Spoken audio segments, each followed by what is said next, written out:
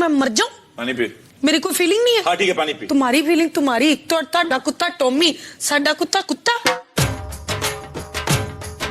ਤੁਹਾਡਾ ਕੁੱਤਾ ਟੋਮੀ, ਸਾਡਾ ਕੁੱਤਾ कुत्ता। क्या करूं मैं, मर जाऊं? मेरी कोई फीलिंग नहीं है। तुम्हारी फीलिंग तुम्हारी, मेरी कोई फीलिंग नहीं है। तुम्हारी फीलिंग तुम्हारी, ਤੁਹਾਡਾ ਕੁੱਤਾ ਟੋਮੀ, ਸਾਡਾ ਕੁੱਤਾ ਕੁੱਤਾ।